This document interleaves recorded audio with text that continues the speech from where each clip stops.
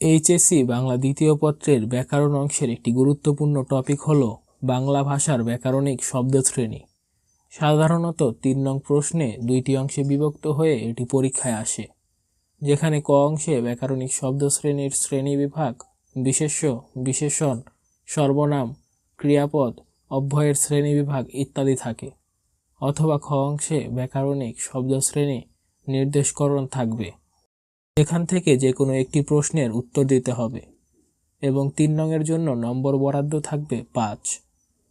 আজকের ভিডিওতে আমরা বিগত বোর্ড পরীক্ষাগুলোতে আসা গুরুত্বপূর্ণ ক অংশের বিভিন্ন প্রশ্ন সম্পর্কে জানব।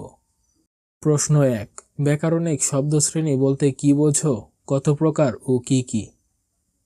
প্রশ্ন ২, বাংলা ভাষার শব্দশ্রেণীকে কয়টি ভাগে ভাগ করা হয়েছে, উদাহরণসহ আলোচনা করো। প্রশ্ন ৩, উদাহরণসহ বিশেষ্য পদের শ্রেণীবিভাগ আলোচনা করো।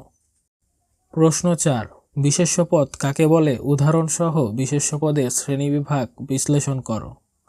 প্রশ্ন ৫, বিশেষ্য পদ কাকে বলে, বিশেষ্য পদের প্রকারভেদ উদাহরণসহ লেখো।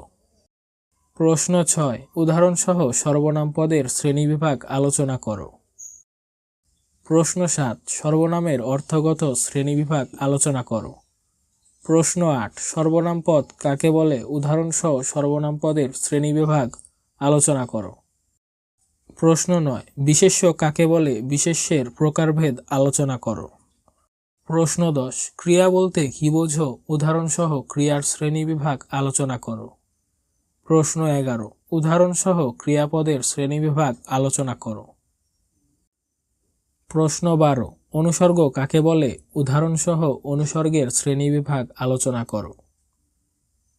প্রশ্ন ১৩, যোজক শব্দ কাকে বলে, যোজক শব্দ কত প্রকার ও কি কি, উদাহরণসহ লেখো। প্রশ্ন ১৪, আবেগ শব্দ কাকে বলে, উদাহরণসহ বুঝিয়ে লেখো। প্রশ্ন ১৫, সমাপিকা ক্রিয়া ও অসমাপিকা ক্রিয়ার পার্থক্য উদাহরণসহ লেখো।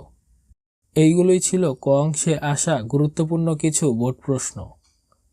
আগামী ভিডিওতে আমরা খ অংশের গুরুত্বপূর্ণ বোর্ড প্রশ্নগুলো সম্পর্কে জানব। দেখা হচ্ছে পরবর্তী ভিডিওতে। খোদা হাফেজ।